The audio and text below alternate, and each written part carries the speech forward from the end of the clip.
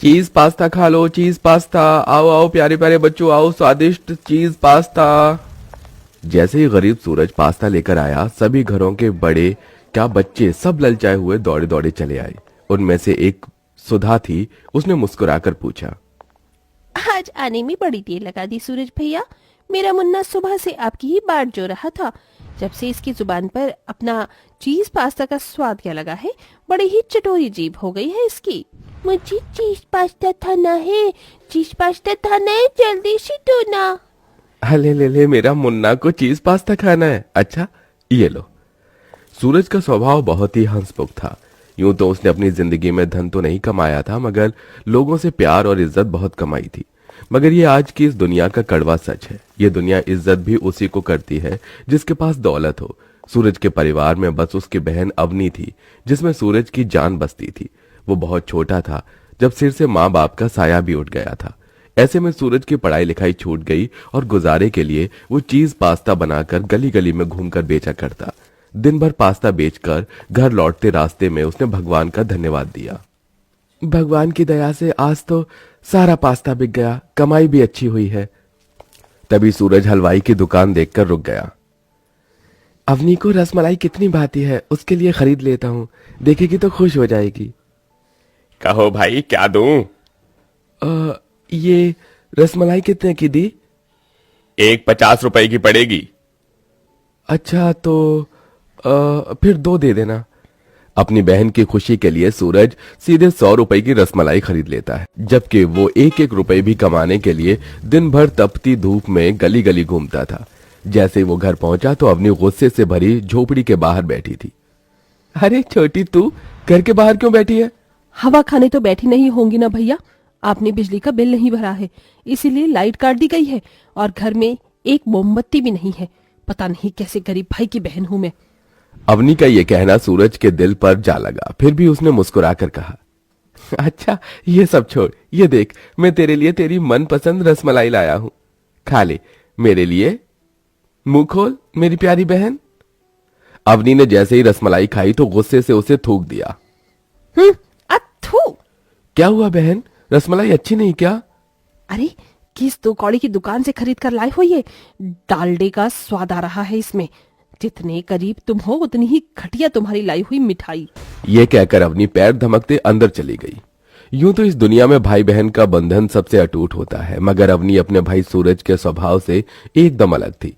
वो अमीरी भरी जिंदगी जीना चाहती थी। वो अपने कॉलेज में पढ़ने वाले अमीरों की देखा देखी करती, जैसे छोटे कपड़े पहनना, घूमना फिरना। बावजूद इसके सूरज खुद में ही दोष ढूंढता था।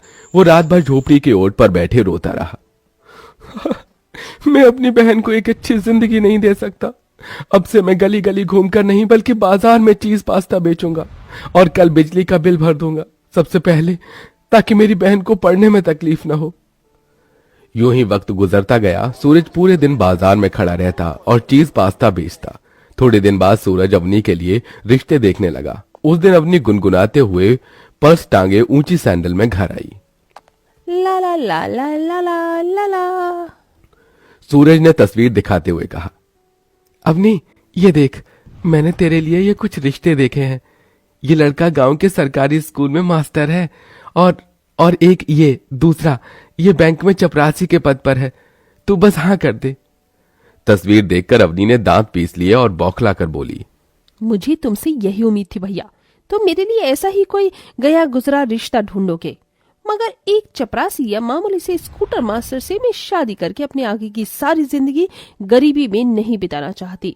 मैंने अपने लिए लड़का ढूंढ लिया है और उसी से शादी करूंगी। अपनी बहन के इस फैसले को सुनने के बाद भी उस गरीब भाई ने मन के गमों को होठों पर आने नहीं दिया। अरे कौन वो खुश नसीब जिसे मेरी बहन ने चुना है? रोहित नाम है उसका, बिजनेसमैन है, नौकर चाकर है, कई कई गाड़ियां हैं उसके। घर में देखो तो पता चले भैया, तुम तो पास्ता बेचकर भी मुझे इस गरीबी के सिवा कुछ दे नहीं पाए। बस मेरी शादी अच्छे से कर देना, इतना तो कर ही सकते हो अपनी छोटी बहन के लिए। सूरज ने डबडबाई आंखों से अपनी बहन की ओर देखकर कहा, तू चिंता मत कर बहन, तेरा यह गरीब भाई तेरी शादी बड़े धूमधाम से करेगा, तू देखना। उस रात सूरज ने एक बक्से को खोला जिसमें कुछ पुराने नोटों की गड्डी थी। उसने उसे गिना और दुख जताते हुए कहा, इतने सालों से चीज पास्ता बेचकर भी पाई पाई जोड़ने के बाद भी बस अब तक 20,000 ही है। फिर सूरज कर्ज लेकर बड़ी धूमधाम से बहन की विदाई करता है। अपना बड़ा सा आलीशान ससुराल देखकर अवनी खूब इतराती है। आखिर आज मेरा सपना पूरा हो गया। आज मैं इतने अमीर घर खानदान की बहू बन गई। अपर्णा ने अवनी का स्वागत किया। आओ अपर्णा बहू, इस खानदान में तुम्हारा स्वागत है। अगले दिन रोहित ने अवनी से कहा, अपनी आज तुम पग फेरे के लिए अपने घर चल रही हो ना?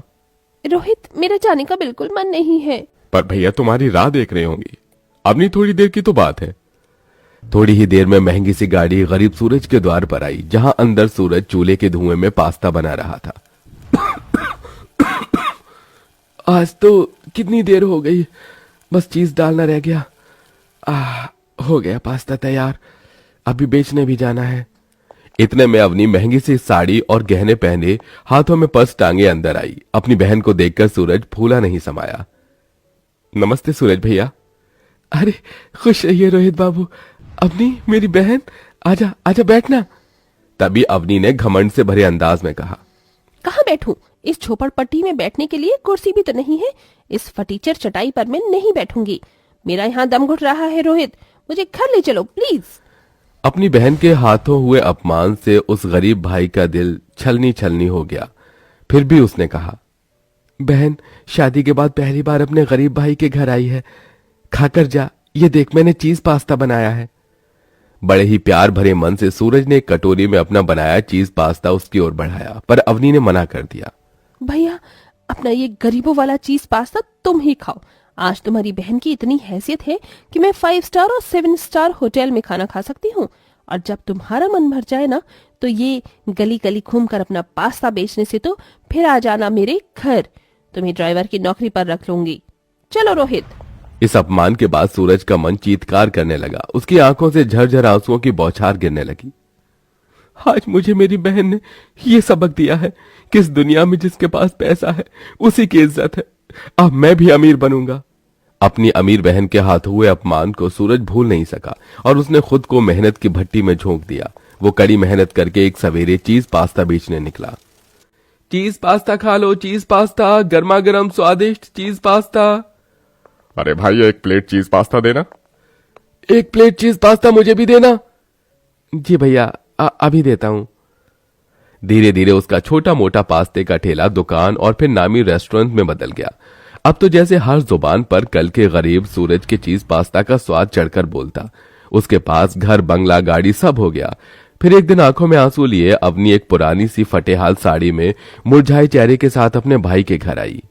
भैया, मेरा सब कुछ लुट गया, कारोबार डूब गया भैया। मैं हमारा घर नीलामी हो गया। बहुत गरीबी और बदहाली में जी रहे हैं हम। आपकी ये गरीब बहन बहुत परेशान है। अपनी बहन की बुरी हालत देखकर सूरज अपमान के वो दिन भी भूल गया। उसने डबडबाई आंखों से कहा, चुप हो जा अवनी, रो मत। बहन, तेरा भाई अभी जिंदा है तेरे लिए। मगर बहन, हमेशा याद रखना, कोई भी काम छोटा या बड़ा नहीं होता। देख, कल अपने भाई के जिस काम को तू छोटा कहकर गई थी, आज उसी चीज पास्ता के मेरे कई रेस्टोरेंट हैं और मेरा सब कुछ तेरा ही तो है। इतना सब हो जाने के बाद अपने भाई के मन में अपने लिए स्नेह देखकर अपनी अपने भाई के गले लगकर गुजरे पल क्षणों को याद करके बस रोती ही गई। भैया, मुझे माफ कर दो, मैंने जो आपका दिल दुखाया है। सूरज ने सब भूलकर बदहाली में अपनी बहन की मदद की। मगर याद रखिए, वक्त बनते और बिगड़ते देर नहीं लगती, क्योंकि ये किसी एक का होकर कभी नहीं रहता।